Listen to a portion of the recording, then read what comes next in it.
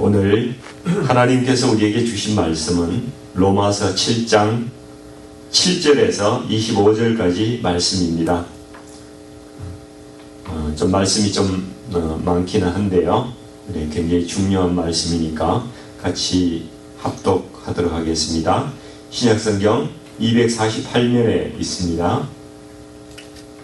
로마서 7장 7절에서 25절 말씀까지 우리 같이 함께 읽겠습니다. 그런즉 우리가 무슨 말을 하리요? 율법이 죄냐? 그럴 수 없느니라. 율법으로 말미암지 않고는 내가 죄를 알지 못하였으니 곧 율법이 탐내지 말라 하지 아니하였더라면 내가 탐심을 알지 못하였으리라. 그러나 죄가 기회를 타서 계명으로 말미암아 내 속에서 온갖 탐심을 이루었나니 이는 율법이 없으면 죄가 죽은 것입니다. 전에 율법을 깨닫지 못했을 때에는 내가 살았더니 계명이 이르매 죄는 살아나고 나는 죽었도다. 생명에 이르게 할 그 계명이 내게 대하여 도리어 사망에 이르게 하는 것이 되었도다. 죄가 기회를 타서 계명으로 말미암아 나를 속이고 그것으로 나를 죽였는지라. 이로보건대 율법은 거룩하고 계명도 거룩하고 의로우며 선하도다. 그런즉 선한 것이 내게 사망이 되었느냐? 그럴 수 없느니라. 오직 죄가 죄로 드러나기 위하여 선한 그것으로 말미암아 나를 죽게 만들었으니 이는 계명으로 말미암아 죄로 심히 죄되게 하려 함이라. 우리가 율법은 신령한 줄 알거니와 나는 육신에 속하여 죄 아래 달렸도다. 내가 행하는 것을 내가 알지 못하노니 곧 내가 원하는 것은 행하지 아니하고 도리어 미워하는 것을 행함이라. 만일 내가 원하지 아니하는 그것을 행하면 내가 이로써 율법이 선한 것을 시인하노니 이제는 그것을 행하는 자가 내가 아니요 내 속에 거하는 죄이니라. 내 속 곧 내 육신에 선한 것이 거하지 아니하는 줄을 아노니 원함은 내게 있으나 선을 행하는 것은 없느라. 내가 원하는 바 선은 행하지 아니하고 도리어 원하지 아니하는 바 악을 행하는도다. 만일 내가 원하지 아니하는 그것을 하면 이는 행하는 자는 내가 아니요 내 속에 거하는 죄니라. 그러므로 내가 한 법을 깨달았노니 곧 선을 행하기 원하는 나에게 악이 함께 있는 것이로다. 내 속사람으로는 하나님의 법을 즐거워하되 내 지체 속에서 한 다른 법이 내 마음의 법과 싸워 내 지체 속에 있는 죄의 법으로 나를 사로잡는 것을 보는도다. 오호라, 나는 곤고한 사람이로다. 이 사망의 몸에서 누가 나를 건져내랴. 우리 주 예수 그리스도로 말미암아 하나님께 감사하리로다. 그런즉 내 자신이 마음으로는 하나님의 법을, 육신으로는 죄의 법을 섬기노라. 아멘. 말씀이 좀 길기도 하고요, 말씀이 좀 어렵게 느껴지기도 하죠.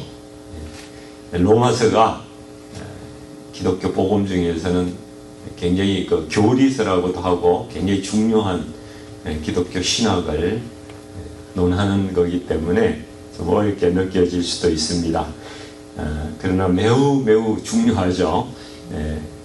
바울이 로마 교회, 가보지도 않은 로마 교회에 이 편지를 써서 기독교 복음의 진술을 설명하려고 하니까 얼마나 마음을 신경을 써서 이 편지를 썼겠습니까?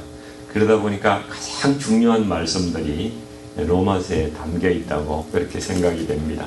오늘 본문은 율법하고 죄의 관계가 어떻게 되느냐, 이걸 많이 말씀을 하고 있고요. 또 우리 인간의 내면에서 일어나는 두 가지 마음의 갈등이 있다는 거예요. 이 두 가지 마음, 내 안에 몇 가지의 마음이 있나요? 여기 성경에는 두 가지 마음이 있대요. 그보다 더 복잡하면 병원에 가봐야 돼요. 근데 이 두 가지 마음이 있다고 말씀을 하고 있습니다. 최대한 좀 쉽게 좀 설명을 해보도록 하겠습니다. 7절 말씀에 바울은 율법이 죄냐? 이렇게 질문을 던지고 있어요.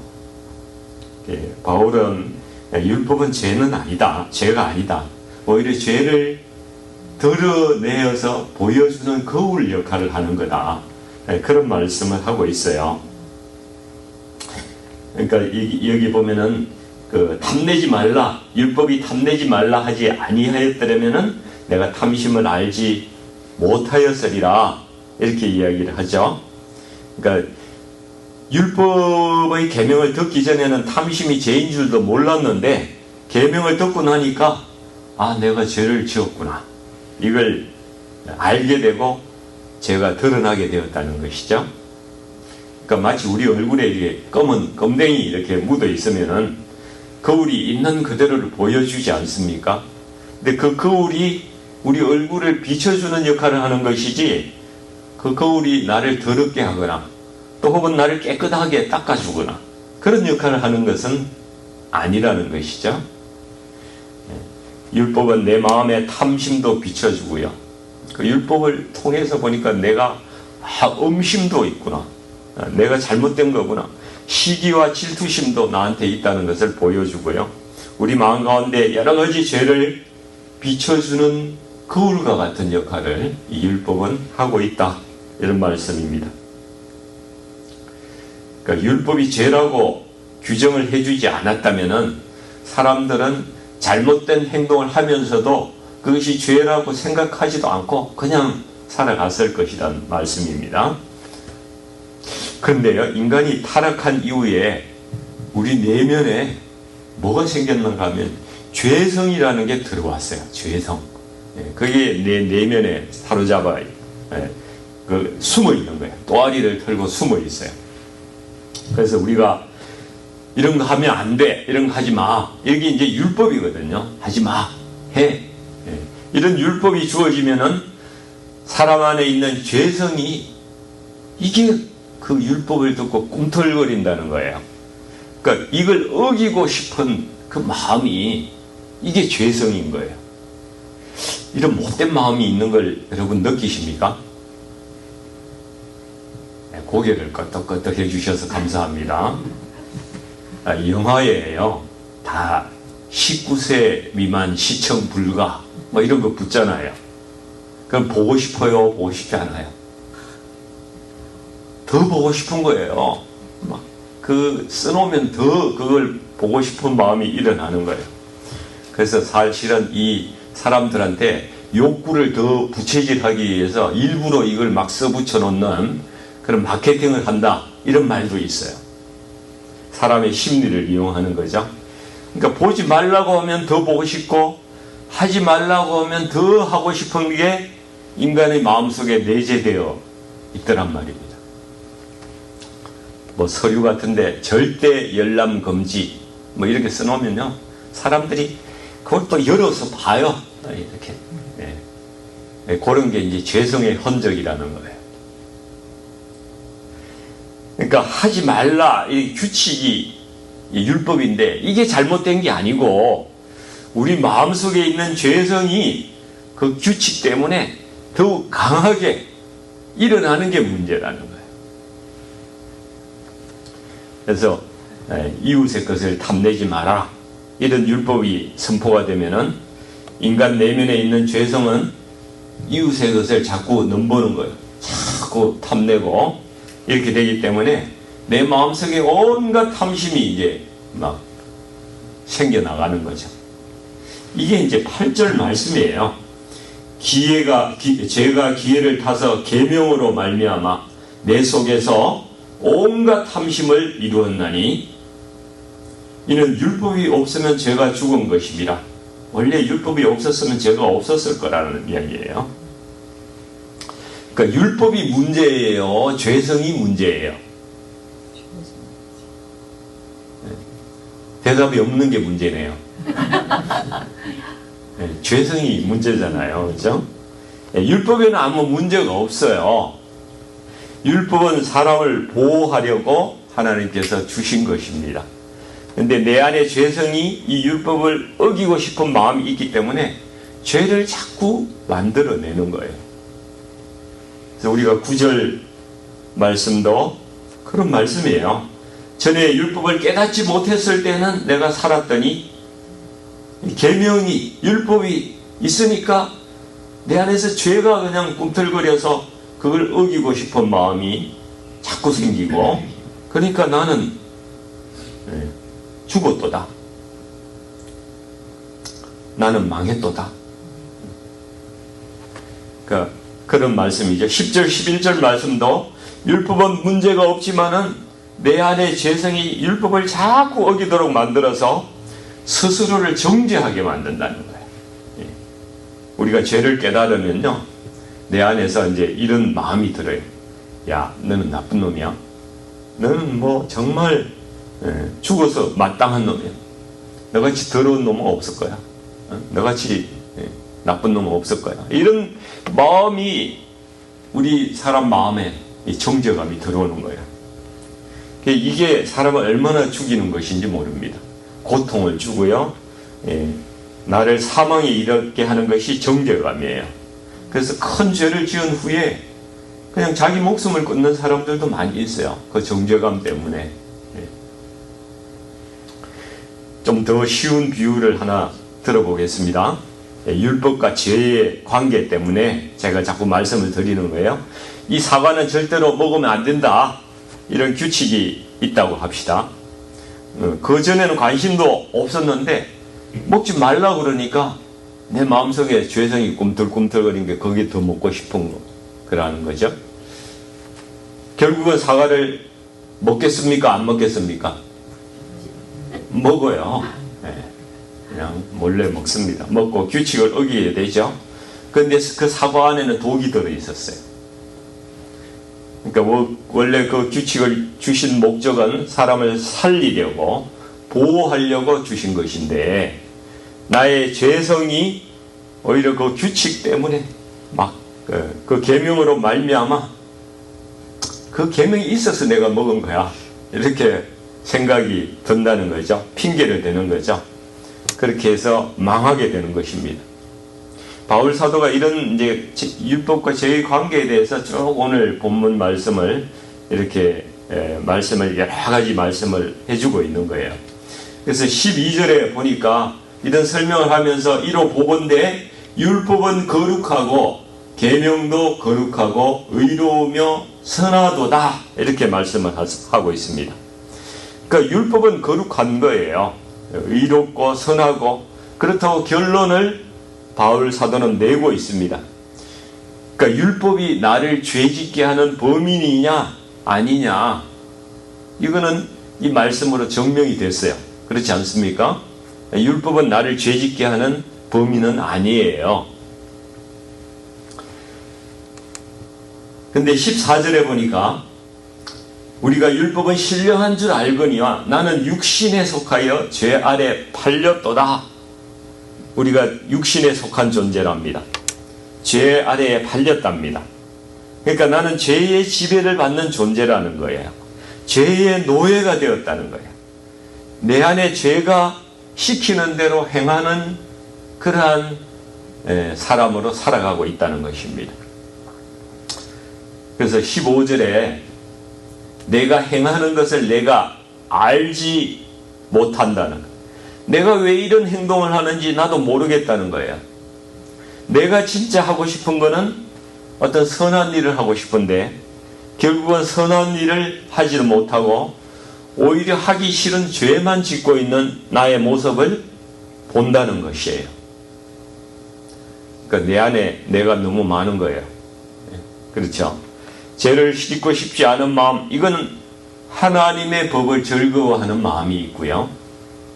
또 다른 하나는 죄의 법에 사로잡히는 그러한 육신이 있다는 거예요. 육신 안에 그 마음, 죄성, 그것을 이야기하는 겁니다. 예를 들면 남편이 아내하고 잘 지내고 싶어요. 그 마음은 잘 지내고 싶은 마음이 있어요. 근데 이야기하다가 갑자기 되먹지도 않은 자존심 같은 게 뚝 올라와가지고 속에도 없는, 자기가 하고 싶지도 않은 말을 확 해버리는 거예요. 죄성이 그렇게 시키는 거예요. 우리가 죄의 지배를 받고 있기 때문에 이런 일이 생깁니다. 그럼 결과가 어떻게 됩니까?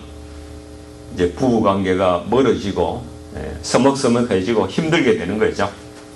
이런 방식으로 우리 죄성이 우리를 힘들게 자꾸 만든다는 거예요. 원하지 않는데 그렇게 하게끔 그렇게 시킨다는 것입니다. 내가 다이어트를 해야 되는데 거기에 다이어트를 해야 된다는 것을 알고 있는데 밤 10시가 되면 또 라면을 끓이고 있어요. 이런 건 똑같은 거예요. 이렇게 살고 있다는 것입니다. 내 안에 나를 망치고 있는 원수를 잡아야 되는데 도대체 이게 어떤 놈이 범인이냐, 도대체 나를 이렇게 이끌고 가고 있는, 나를 이렇게 망하게 하는 놈이 누구냐. 17절에 보시면은 그 범인을 이렇게 이야기해요. 이제는 그것을 행하는 자가 내가 아니요 내 속에 거하는 죄니라. 아, 그렇구나. 이 죄라는 놈이 우리 안에 상주하면서 끊임없이 나를 유혹하는 그 죄성이, 이것이 내 육신 속에 있었구나. 그래서 사람이 정말 자기가 원하는 바를 행하지 못하고 이 죄성의 지배를 받아서 이 악을 행하면서 우리가 살아가고 있구나. 20절 말씀 같이 한번 읽어보겠습니다. 만일 내가 원하지 아니하는 그것을 하면 이를 행하는 자는 내가 아니요 내 속에 거하는 죄니라. 이거 굉장히 중요한 말씀이에요. 바울이 오늘 이야기하고자 하는 이 사람이 자신의 속사람은 죄를 원하지 않는데 연약해가지고 죄성이 지배를 받아서 죄를 짓는 사람을 이야기하고 있어요. 대부분의 그리스도인들이 아마 이렇게 살아가고 있을 거라고 생각이 됩니다. 근데 여기 잘 보면요, 바울이 이 죄성과 사람, 그 행위를 하는 사람을 좀 분리하고 있어요. 이 참 놀라운 말씀인데, 우리는 누군가가 나에게 잘못을 저지르면은 용서하기가 참 어렵죠. 용서가 쉽게 안 됩니다. 왜냐하면은 그 죄 짓는 사람이 아주 나쁜 놈으로 보이거든요. 그 죄의 본체처럼 보이거든요. 저 죄를 짓는 본질이 저 사람이야. 이렇게 죄와 사람을 동일시하게 봅니다. 그런데 바울은 죄하고 사람을 분리해서 생각을 하고 있는 거예요. 그 죄를 지은 사람이라도 사람은 여전히 사랑하고, 죄는 나쁜 거지만은 그 사람은 여전히 존중하고 사랑해야 되는 사람이라고 바울은 그렇게 생각을 하고 있는 거예요. 그래서 모든 사람이 죄성이 있기 때문에 죄성이 때때로 우리가 원하지 않는 일을 하게끔 그렇게 드라이브를 해서 그 사람을 이끌고 간다는 사실을 인정하는 겁니다. 이렇게 깨닫게 되면요, 우리가 생각을 좀 달리 할 수 있는, 사람에 대해서 좀 달리 생각할 수 있는 여지가 있어요. 저 사람도 나와 같은 죄성을 가지고 있기 때문에 저렇게 행동하고 저렇게 말하고 그렇게 사는구나. 좀 불쌍한 마음이 들잖아요. 좀 더 긍휼하게 생각할 수가 있고요, 용서할 수 있는 마음의 여지가 좀 있는 것이죠. 물론 20절 말씀이 죄에 대해서 자기 변명을 하는 것은 아니에요. 왜냐하면 우리가 내 안에 있는 죄성이 그렇게 한 거지 내가 그렇게 한 게 아니야, 이렇게 변명할 수는 없어요. 우리가 죄를 지었을 때 죄에 대한 책임은 자기가 분명히 져야 합니다. 그러나 우리가 죄를 지은 다른 사람을 바라볼 때는 좀 시각이 달라질 수가 있는 것이죠. 죄와 사람을 분리해서 저건 굉장히 미워하지만은 사람은 미워하지 않는 마음, 이것을 로마서 7장 20절에서 우리가 그 바울의 마음을 좀 읽을 수가 있습니다. 우리가 이렇게 나에게 죄를 짓는 사람이 다 연약하고 또 그럴 수 있다. 그 죄성, 우리 이 인류의 보편적인 이 슬픔 때문에, 이 죄성 때문에 저렇게 나에게 하는구나. 이런 생각을 갖기 시작하면요, 우리 관계의 혁신이 일어날 수 있는 거예요. 다른 사람을 긍휼하게 여길 수 있잖아요. 교회도 바뀔 수가 있고요. 가정에서도 다른 사람을, 형제나 배우자를 대할 때에 마음이 달라지는 거예요. 불쌍히 여기는 거예요. 그래서 21절에서 24절 말씀도 보면은 거의 동일한 말씀인데요. 바울도 자신의 체험으로 자기 안에 이 두 가지 마음, 대립되는 마음이 있다는 것을 깨달았다고 표현을 하고 있습니다. 죄를 짓고 싶지 않은 자기의 속사람이 있고요. 근데 여전히 육신 가운데 죄악을 저지르게 하는 그런 힘이 있는 죄성도 나에게 있구나. 바울이 그것을 고백하고 있습니다. 그래서 선을 원하지만은 죄에 얽매여서 자유롭지도 못하고 자기 힘으로는 결코 이 살아가는 데서 죄와의 어떤 전쟁에서 승리하지 못하는 그런 무력한 상태, 그것을 계속 경험하는 사람을 바울은 오호라 나는 공고한 사람이로다, 공고한 사람이라고 이렇게 부르고 있는 겁니다. 어떤 알코올 중독자가 있어요. 술을 나 이제는 다시는 마시지 않을 거야.